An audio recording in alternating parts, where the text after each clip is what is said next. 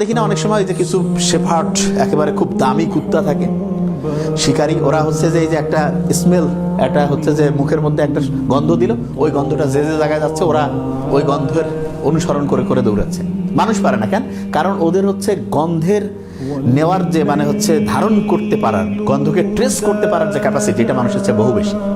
আবার আমরা জানি যে অনেকের হচ্ছে যে শোনার যে দক্ষতা, আমরা কিন্তু সব শব্দ শুনতে পারি না, কারণ আমাদের শোনার একটা নির্দিষ্ট ক্যাপাসিটি আছে, তার চেয়ে কম হইলেও শুনতে পাবো না, তার চেয়ে বেশি হইতে পারবো না। ঠিক তেমনি করে আমাদের দেখারও একটা ক্যাপাসিটি আছে, যেটাকে বলা হচ্ছে মানে হচ্ছে দৃশ্যমান আলো। তার মানে যেইটার মধ্যে তরঙ্গ দৈর্ঘ্য থাকলে পরে আমি ওই জিনিসটা দেখতে পাবো। এখন অনেকের মাথায় প্রশ্ন আসবে, আমরা আসলে দেখি কত পার্সেন্ট? আইডিয়া করলে খুব অবাক হবো, কত পার্সেন্ট হইতে পারে? 100-র মধ্যে কি 50 দেখতে পারি আমরা? 40, 30, 20, 10, 5, 9, মাত্র 4% আমরা দেখতে পারি। তার মানে মহাবিশ্বের যেটা সৃষ্টি তার মাত্র 4%। যে ভাই আপনি কি বলেন, মাত্র 4, 10 না, 96% আমরা দেখতেই পাই না। তাহলে ভাই ওগুলোর মধ্যে আছে কি? ওগুলোর মধ্যে দুইটা জিনিস আছে, একটা হচ্ছে ডার্ক ম্যাটার,